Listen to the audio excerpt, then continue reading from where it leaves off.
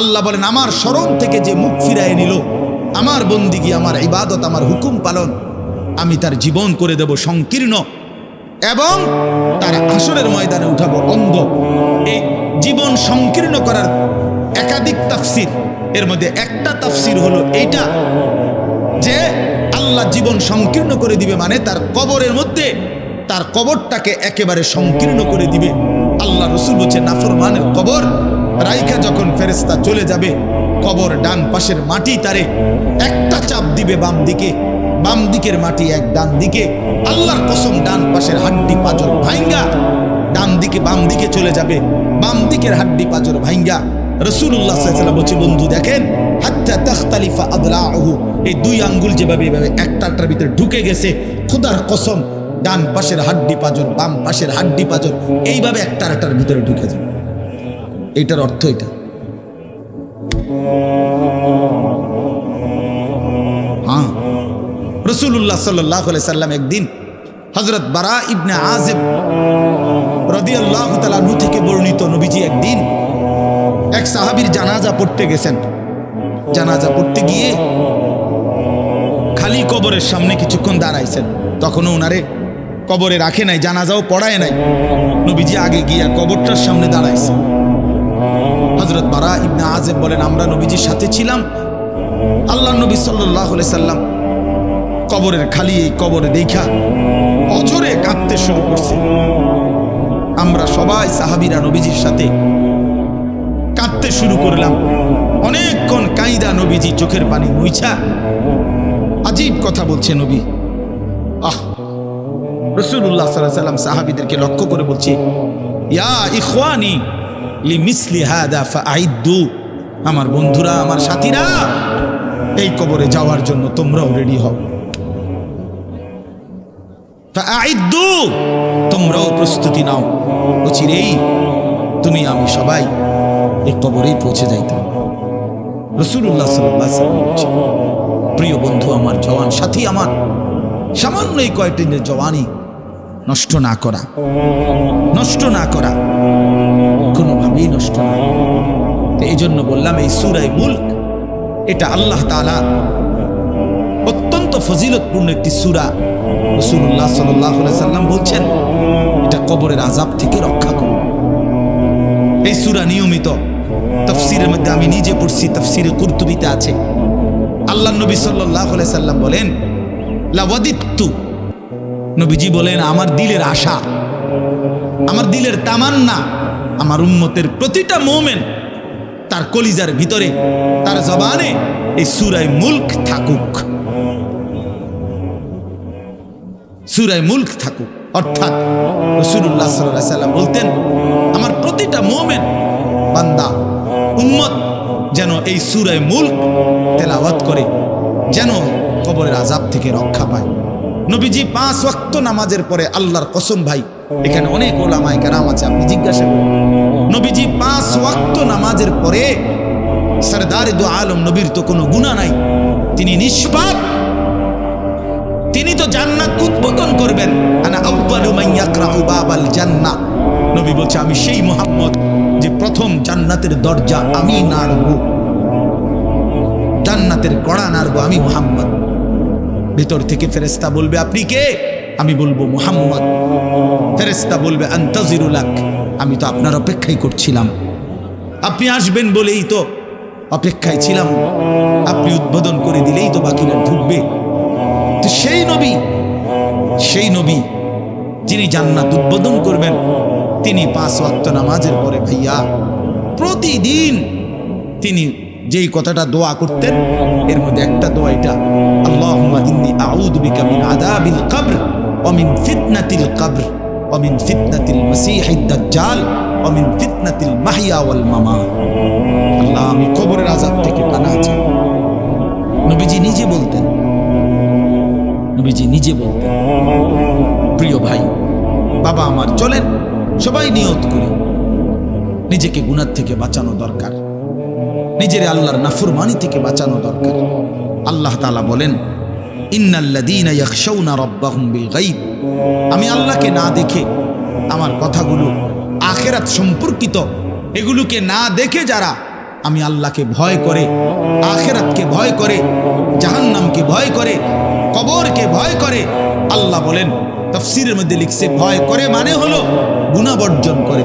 কোন ব্যক্তি আল্লাহকে ভয় করে, খোদার কসম এই কথার অর্থ হলো গুনাহ ছেড়ে দেয়।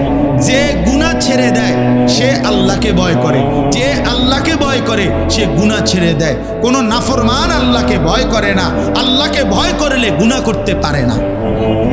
বুঝেন নাই বাংলা কথাটা? এটা কাগজের এই পিঠ ও পিঠ, কাগজের এই পিঠ ওই পিঠ। এই পিঠে যদি লেখা আছে আল্লাহর ভয়, তো ওই পিঠে লেখা থাকবে গুনাহ বর্জন। যে গুনাহ ছেড়ে দেয় সে অটোমেটিকলি আল্লাহকে ভয় করে, যে আল্লাহকে ভয় করে সে গুনাহ বর্জন।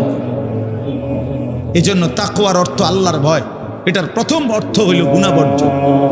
মান খাশিয়ার রহমান, আল্লাহকে ভয়, এটার প্রথম অর্থ গুনাহ বর্জন, গুনাহ বর্জন। আমার শায়েখ আল্লামা মুফতি মুশতাকুর নবী সাহেব সব সময় চিল্লায় মাহফিলে, অনেক সময় হাজারি করে বলে যে বাপ, গুনাহ আগুন, গুনাহ আগুন, গুনাহ আগুন। প্রতিটা গুনার পিঠে, ওই পিঠে আগুন আছে। নারীর প্রতিটা বেপর্দা দৃশ্যের মধ্যে খোদার কসম আগুন জ্বলে।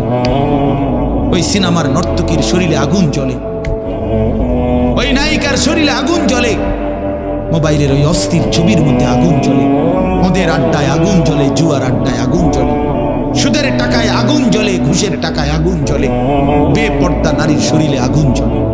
ওইটা রূপ না, ওইটা আগুন, ওইটা জাহান্নাম, ওইটা জাহান্নাম। আল্লাহ তাআলা বলেন, ইন্নাল্লাযীনা ইয়াখশাউনা রাব্বাহুম বিল গায়ব। আল্লাহ তাআলা বলেন, আমার যে বান্দারা আমার আখিরাত, আমার জাহান্নাম, আমার পরকাল, আমার কবর, এই কথাগুলোকে ভয় করে, আমি আল্লাহকে ভয় করে, না দেখে, না দেখে, আল্লাহ বলেন আমি ওয়াদা দিলাম, লাহুম মাগফিরাতুন ওয়া আজরুন কাবীর, আমি তাদের পেছনের সব গুনাহ মাফ করে দেব, আর আমার সবচেয়ে বড় পুরস্কার জান্নাত দিয়ে দেব। এখানে এটা এমন শব্দ না যে কিছু শব্দ তো আছে একটা শব্দের সাথে আরেকটা বলছে অর্থহীন, যেমন কলম, টলম। তো এটা সবাই বুঝে যে টলমের কোনো অর্থ নাই। কাগজ, টাগজ, তো কাগজের অর্থ নাই। শিক্ষা দীক্ষা এমন না, শিক্ষা শব্দের উল্টা না, এটা এমন না যে এটা শিক্ষার উল্টা কিছু না, এটা আলাদা শব্দ। শিক্ষা দীক্ষা, যেমন আমরা অনেক সময় বলি যে নামাজ রোজা, লোকটা নামাজ রোজায় ভালো, তো এর দ্বারা কি শুধু নামাজ আর নামাজের উল্টা শব্দ রোজা না, এটা একটা আলাদা কি আমল। নামাজ একটা ইবাদত, তো রোজা একটা ইবাদত। তো শিক্ষা এটা একটা বিষয়, দীক্ষা এটা একটা বিষয়। শিক্ষা তো তালিম, দীক্ষা এটা তরবিয়ত, আখলাক। আখলাক অর্থাৎ শব্দ মুখস্থ করা এটা যেমন জরুরি, জিন্দেগি গঠন করা এটাও সমান জরুরি, বরং তার চাইতে বেশি জরুরি। এই জন্য আমাদের ফেনীর একজন বড় বুজুর্গ আলেম আছেন, ফেনী জামিয়া রশিদিয়া মাদ্রাসার হজরত মাওলানা মুফতি শহীদুল্লাহ দামাত বারাকাতুহুমুল আলী, বাংলাদেশের অনেক বড় একজন বুজুর্গ আলেম। হজরতের মাদ্রাসা ফেনীতে, সেই মাদ্রাসা একটা মাদ্রাসায় কওমি মাদ্রাসা, সেখানে প্রায় 6 থেকে 7 হাজার ছাত্র পড়ালেখা করে, প্রায় 200-এর উপরে উস্তাদ আছে, 200-250। তো এই জন্য বললাম যে হজরত সবসময় বলে যে পড়া মেধা অনুপাতে কম বেশি হইতে পারে, কিন্তু আখলাক বরাবর হইতে হবে। আখলাক, ছাত্র মেধাগত যোগ্যতার কারণে কেউ রুল নাম্বার 1, কেউ রুল নাম্বার 10, কিন্তু আদব আখলাক বরাবর বরাবর হওয়া চাই। আমরা এটা খুব খেয়াল করি। আজকে সবাই মনে করে বাচ্চার পড়ালেখা হচ্ছে, ঠিক আছে, পড়তেছে, যাইতেছে, আসতেছে, ছেলেটা পড়তেছে, রেজাল্ট আসছে, কিন্তু আখলাক কোথায়? যে ছেলেটা কখনোই প্রস্রাব করে টয়লেট পেপার ব্যবহার করে না, দাঁড়িয়ে বসে প্রস্রাব করার ক্ষেত্রে কোনো পার্থক্য করে না, তো তার আখলাক, তার জীবন গঠন হইল শব্দ না মুখস্থ হইল? শব্দ না মুখস্থ? যে ছেলেটা তার মোবাইলের মধ্যে রাত দিন নাচ গান ছবি জিনা ব্যভিচারের দৃশ্য, অথবা শুধু শুধু অনর্থক মোবাইলটা টিপলো, তো পড়া তো মুখস্থ করলো, কিন্তু আখলাক কই হইল? আখলাক কই? 3 বছরের বাচ্চার হাতে মোবাইল দিয়ে দিছে, 2 বছরের বাচ্চার হাতে অভিভাবক মোবাইল দিয়ে দিছে। মানে খামখেয়ালির এক জিন্দিগি। এক সন্তান গঠন কিভাবে করতে হয় মুসলমান তাও জানে, তাও জানে। বাচ্চাকে টেলিভিশনের হাতে তুলে দিছে, টেলিভিশন দেখে দেখে সে বাচ্চাতে সমবয়সীদের হাতে তুলে দিছে, যে সমবয়সী বন্ধুদের সাথে আড্ডা দিতে দিতে যা শেখো শেখো। এটা কখনোই কি না, নিয়ম না। রাসূলুল্লাহ সাল্লাল্লাহু আলাইহি ওয়াসাল্লাম বলছেন, কুল্লু মাউলুদিন ইউলাদু আলাল ফিতরা, প্রত্যেকটি মানব সন্তান আল্লাহকে মানার শতভাগ যোগ্যতা নিয়ে পৃথিবীতে ভূমিষ্ঠ। কোরআন শরীফে আল্লাহ তাআলা বলছেন, ফিতরাতাল্লাহিল্লাতী ফাতারান নাসা আলাইহা, কোরআনের আয়াত। আল্লাহ তাআলা বলেন, দিন মানার পুরা যোগ্যতা দিয়েই আমি আল্লাহ মানুষকে সৃষ্টি করেছি। আল্লাহ তাআলা এমন একটি হুকুম করে নাই, এমন একটা বিষয় নিষেধ করে নাই যা পালন করার যোগ্যতা কিংবা বর্জন করার যোগ্যতা আল্লাহর বান্দার শরীরের মধ্যে নাই, এমন কোনো বিধান। আমার মধ্যে রুকু করার যোগ্যতাই নাই, অথচ আমারে রুকু করতে বলছে, অথচ আমার কোমর বাঁকা হয় না, বিষয়টা এমন না। আমি সেজদাই দিতে পারি না, আমার হাঁটুও বাঁকা হয় না, কনুইও বাঁকা হয় না, কোমরও বাঁকা হয় না, অথচ আল্লাহ আমারে বললেন সেজদা দিতে। বিষয়টা কি এমন? কথা বুঝছেননি আমার কথাটা? আমারে বানাইলেন তাল গাছ, আমারে বলতেছেন সেজদা দিতে। এইটা বললে না জুলুম হইত? এটা বললে না জুলুম হইত? কিন্তু আল্লাহ তাআলা যতগুলো হুকুম করেছেন, যতগুলো নিষেধ করেছেন, প্রতিটা হুকুম পালন করা, প্রতিটা নিষেধ বর্জন করার 100 যোগ্যতা আল্লাহ তাআলা বান্দার শরীরের মধ্যে দিয়েছে।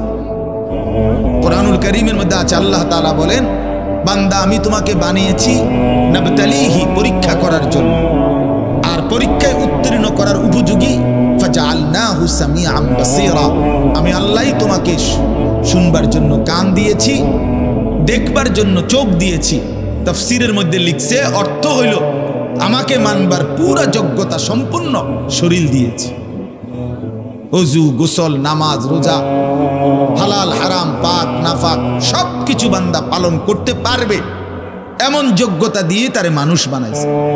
মানুষ হইবার পরে, মুসলমান হওয়ার পরে কেউ যদি বলে আল্লাহর এই হুকুম পালন করা আমার পক্ষে সম্ভব না, তাহলে এটা হইতে পারে তুমি ছাগল, মানুষ না।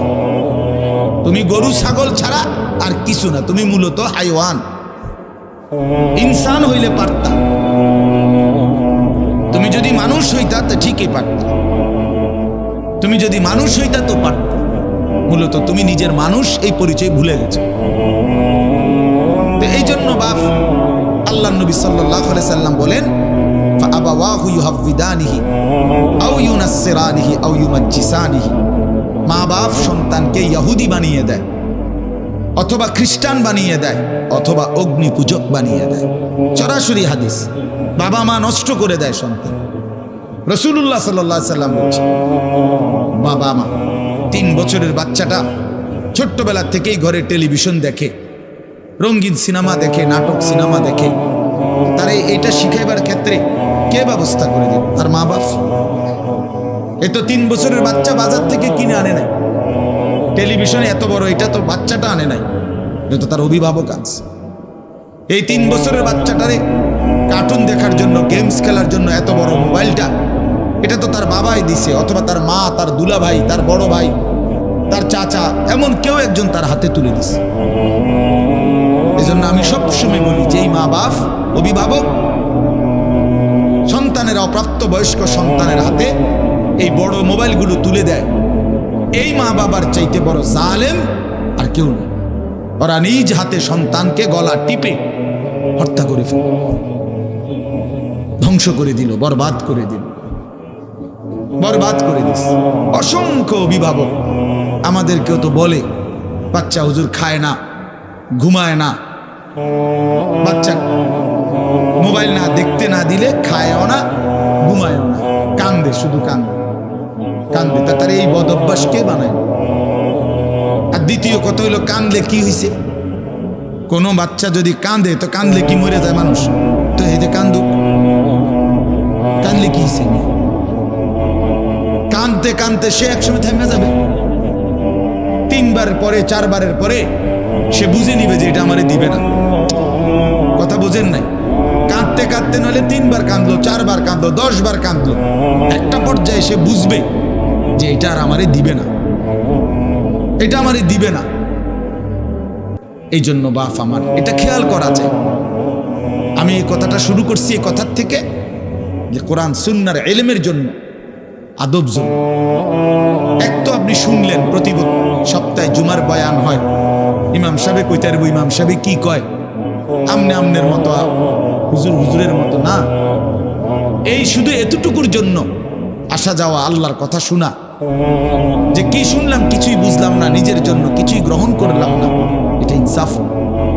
আল্লাহর কোরআন জিন্দেগি বদলাবার জন্য, আমাদের জীবনের পরিবর্তনের জন্য আসছে, পরিবর্তনের জন্য।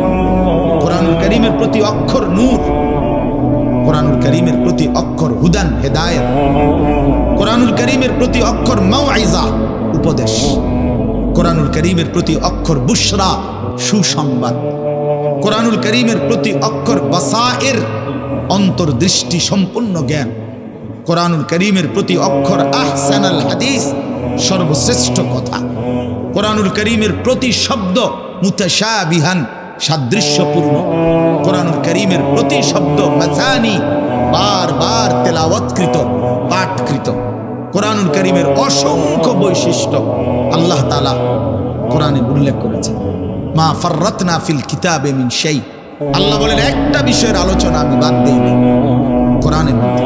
ওয়া নাযালনা আলাইকাল কিতাবা তিবয়ানান লিকুল্লি শাই, বন্ধু আমি আপনার উপরে যে কোরআন নাজিল করেছি তার সমস্ত কিছুর বিস্তারিত বর্ণনা।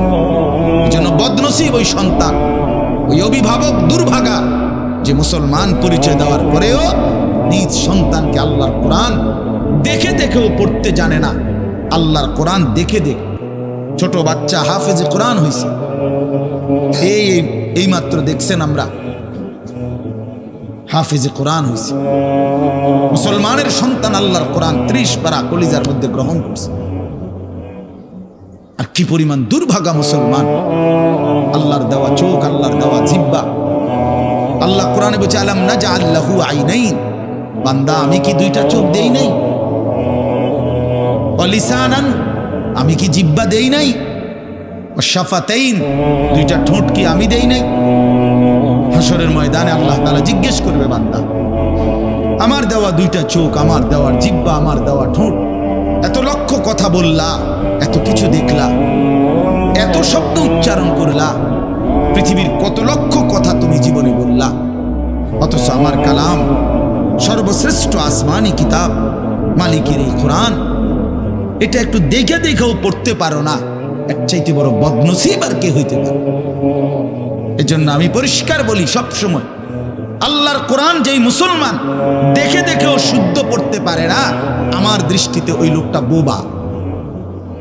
আপনি বোবা, মূলত দোস্ত তুমি বোবা। বাকি কথাগুলো না বললেও চলতো, বাকি কথাগুলো না বললেও চলতো, এই পৃথিবী ভোগ করা যেত। বোবা মানুষ যারা, তারা কথা না বলতে পারলেও ভাতও খাইতে পারে, ঘুমও যাইতে পারে, পেশাব পায়খানাও করে, বিয়েও করে, বোবা মানুষের বাচ্চা কাচ্চাও হয়। এরকম দেখছেননি কখনো? না, কথা বলেন না কেন? তাহলে বোবায়ও তো পৃথিবী ভোগ করে। তাইলে বোঝা গেল দুনিয়ার এই ভাত মাছ বিয়া বউ, দুনিয়ার এই যৌন চাহিদা পূরণ আর পেশাব পায়খানার ঘুম, এটুকুর জন্য কথা না বললেও চলতো, অন্ধ হইলেও চলতো, অন্ধ হইলেও চলতো, চোখে না দেখলেও কত মানুষ পৃথিবী ভোগ করতেছে। তাহলে যে জবান আল্লাহর দেওয়া, যে চোখ আল্লাহর দেওয়া, সেই মালিকের কালাম দেখে দেখেও পড়তে পারলাম না। 16 বছর বাচ্চাটা পড়লো, অথবা আপনি পড়াইলেন, একবারও ভাবলেন না হায় আমার সন্তানকে আমি কি পড়াইলাম? একবারও মনে করলেন না? বাফেরই কি হইল, সন্তানের বা কি হলো? হায় মুসলমান, বাফও তো ছিল মুসলমান, ছেলেটাও তো মুসলমান। না বাপের একবার মনে পড়লো, না ছেলের একবার মনে পড়লো, না মায়ের একবার মনে পড়লো, না ছেলেটার একবার মনে পড়লো যে আমার মালিকের কোরআন পড়তে পারি না। পৃথিবীর কত পড়া, দরকারি বেদরকারি মিলাইয়া পৃথিবীর বাকি সমস্ত পড়ালেখার মধ্যে প্রয়োজনীয় অপ্রয়োজনীয় কথার মিশ্রণ। কিছু কথা দরকারি আছে, কিছু কথা বেদরকারি আছে। সমস্ত বাংলা বইয়ের মধ্যে দরকারি কথাও আছে, বেদরকারি কথাও আছে। ইংরেজি বইয়ের মধ্যে দরকারি কথাও আছে, বেদরকারি কথাও আছে। কথা বলেন, হ্যাঁ? রোদ হচ্ছে, বৃষ্টি হচ্ছে, খেকশিয়ালের বিয়ে হচ্ছে, এটা কোনো দরকারি কথা হলো? এটা কিছু শিখার কিছু? এটা হাট্টিমা টিম টিম তারা মাঠে পারে ডিম, এটা কি? এটা কোনো শিখার কিছু? আগডুম বাগডুম গোরাডুম সাজে, আগডুম কি বাগডুম কি? তার বাপের 14 গোষ্ঠী কইতে পারবো না আগডুম কি যে লিখছে এটা। অনর্থক কথা। Two little black birds sitting on a wall, one called Peter, one called Paul. দুইটা কাউয়া একটা ওয়ালের মধ্যে বসছে, একটা কাউয়ার নাম হলো পিটার আর একটা কাউয়ার নাম হলো পল। এই হলো কবিতার অর্থ। এটা কি শিখছে ছেলেটা? এখানে কি শিখার? কাউয়া ওয়ালে বসলে কি, টিনের সালে বসলে কি? কাউয়া তো কাউয়া, কাউয়া লইয়া আমার দরকার কি? কাউয়া কই বইছে, এটা আমার বাচ্চা শিখতে, আমি কি কাউয়ার বাচ্চা? বলেন তো কি অর্থ আছে এটাতে? আর এই পিটার পল এটা সম্পূর্ণ কাফেরের নাম। পিটার এই শব্দ, পল এটা খ্রিস্টানদের নাম, কোন মুসলমানের নাম না। এটা মুসলমানের সন্তান, এটা শিখবে কেন? উচ্চারণ শিখার জন্য, কিছু শব্দ শিখার জন্য। তো শব্দ শিখার জন্য ইসলামী কোনো শব্দ নাই?